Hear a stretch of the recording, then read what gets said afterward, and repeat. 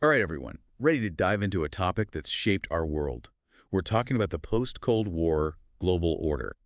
Pretty crucial stuff, especially if you're prepping for the UPSC exam, particularly that international relations paper. Absolutely. But even if exams aren't on your radar, understanding this period is like getting a cheat sheet for how global politics work today. It's that foundational. Exactly.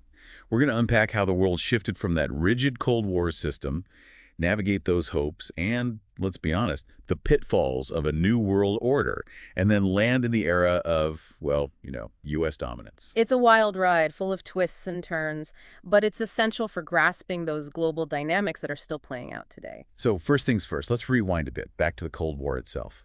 Picture the world split in two. We've got the U.S. and the Soviet Union facing off, leading their own alliances. Ah, yes, the classic bipolar system in international relations. Two superpowers, each with their own ideology and sphere of influence.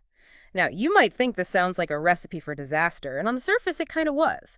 Constant tension, the looming threat of nuclear war. It's not exactly a relaxing scenario. Definitely not. But hold on, wasn't there a theory that this bipolarity, this face-off between superpowers, actually led to a period of, well, stability? There is. Think of it this way. The fear of total annihilation, that concept of mutually assured destruction, or MAD, acted as a powerful deterrent. Neither side dared to make a move that could escalate into a full-blown nuclear war because, well, nobody wins in that scenario. Makes sense in a terrifying kind of way.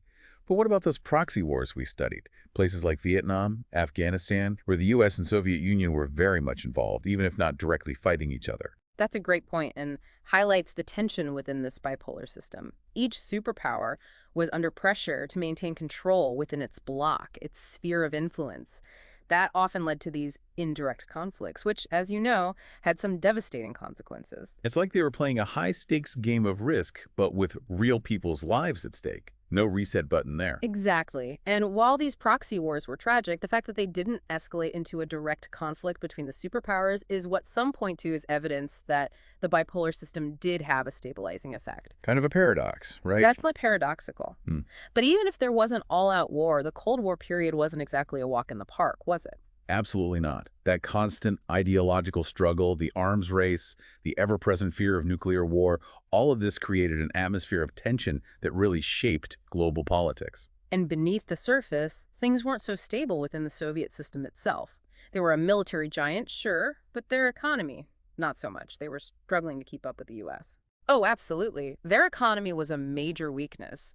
Imagine trying to match the U.S. dollar for dollar when your own system is struggling to function.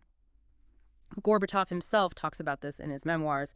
The Politburo's increasing concern about America's military spending in the 1980s. They knew they couldn't keep up. Yeah, not a sustainable situation. Yeah. So you've got this backdrop, this bipolar system with its own internal tensions, and then boom, the Berlin Wall falls, the Soviet Union collapses, and there's this wave of, well, almost euphoria. The New World Order was upon us. Or so we thought. Right. It was a pivotal moment. People were genuinely optimistic about a future of cooperation and peace. Think about those images of the Berlin Wall being torn down. It felt like a turning point. Yeah, it did. And you had figures like Gorbachev with his vision of a stronger UN, a world where ideology took a backseat to cooperation and the rule of law was, well, the rule. And then there's President Bush delivering his famous New World Order speech, a world free from terror, strong in the pursuit of justice, and more secure in the quest for peace. Heady stuff. It was. But here's where things get interesting and where you really need to sharpen those critical thinking skills, especially if you're prepping for the UPSC. Both of those visions, as inspiring as they were, well, kind of fuzzy on the details. You're right. What exactly would a stronger UN even look like? Hmm. And was genuine U.S.-Soviet partnership really feasible after, let's be honest, decades of mistrust? Exactly. And how could the U.S. genuinely promote peace while simultaneously positioning itself as, well, the world's policeman? A bit of a contradiction there, wouldn't you say? A big one. And as we all know, history often has a way of, well, disrupting even the best laid plans. It's almost like that New World Order talk kind of masked what was really going on. U.S. hegemony, right? Yeah. You can't just slap a positive spin on such a massive power shift. You think so? So the fall of the Berlin Wall, it wasn't all just about freedom and democracy. There was a more a strategic side to it. Oh, absolutely. The Soviet Union, they were this military superpower, but economically, they were never really in the same league. That imbalance, that weakness, it played a huge role in their downfall. It's like trying to win a marathon with weights tied to your ankles, right? Yeah. You might have a strong start, but eventually you're going to crumble. Brilliant analogy. And this is where Reagan's policies in the 80s, that whole second Cold War period, it becomes crucial. The U.S. ramped up military spending, put enormous pressure on the Soviet economy, and basically forced Gorbachev to reform. And those reforms, well, they were meant to save the system, but ended up accelerating its collapse. Ironic, right? Yeah. History is full of those unintended consequences. For sure. But let's refocus on the global system. With the Soviet Union gone, the U.S. was the only superpower standing. No one else even came close in terms of military might, economic clout, or even cultural influence. And this is where things get really interesting, especially for those of you gearing up for the UPSC. How did the U.S. use this power? Did it actually create that peaceful, cooperative world everyone was hoping for? Well, it's a mixed bag. Some argue the U.S. became a kind of benevolent hegemon, pushing for democracy and free markets, supporting human rights. Think Kosovo, for example, the intervention to stop ethnic cleansing, or their support for democratic transitions in Eastern Europe. Right, right. But I bet there are other perspectives on this too, right? Not everyone saw those interventions as purely, well, benevolent. Oh, you're spot on. Critics, they point to things like the Iraq War, right? Many saw that as the U.S. overstepping its bounds, even violating international law. And then you've got the expansion of NATO, which some argue just unnecessarily provoked Russia, setting the stage for the tension we see today. So this period of U.S. dominance, it wasn't as simple as good guy versus bad guy, huh? Lots of nuance, contradictions, different interpretations, all swirling around. Exactly. And this is where those theoretical frameworks become so important, especially for your UPSC prep. Realists, for example, they'd say the U.S. was just acting in its own self-interest, consolidating power in a world without rivals. While liberals, I imagine, would emphasize the spread of democracy, those attempts, even if they were flawed, to create a more rules-based international order. Precisely. And being able to analyze these different perspectives, to weigh their strengths and weaknesses, that's key to understanding this complex post-Cold War world. Remember, there's rarely one right answer. It's more about grasping the forces at play, the motivations of the different actors, and, well, often the unpredictable consequences that come from their actions. You've got it. This period, it really highlights that the world is rarely black and white. It's more like a tapestry with threads of idealism, pragmatism, cooperation, conflict, moments of triumph, and, well, moments of tragedy all woven together. A tapestry that's still shaping the world we live in. So we've come a long way. We started with the Cold War, moved through those fleeting promises of a new world order, and landed right in this era of U.S. unipolarity, which, as we've seen, is anything but simple. It's true. And this deep dive, it's just scratched the surface. Those excerpts you have, they're packed with insights, different viewpoints. Really dig into them, wrestle with those different interpretations, and come to your own conclusions. That's what's going to help you nail that UPSC exam. Because as we've been saying, the post-Cold War world is a puzzle box. There are competing narratives, shifting power dynamics, historical forces all colliding. And understanding it isn't just about passing an exam, it's about developing this nuanced perspective on the world you're living in. A world where the echoes of the Cold War, they're still resonating, shaping everything, from global relations down to domestic politics. And this brings us to a final thought, a question to really chew on. What's next for this global order? Is U.S. dominance fading? Are we shifting towards a world with multiple power centers, with China rising, Russia resurgent, all challenging the U.S.? Or is something completely new on the horizon? We've really explored some complex territory in this deep dive. We started with that rigid Cold War structure, right? Then we waded through those hopes, and frankly, the letdowns of a new world order.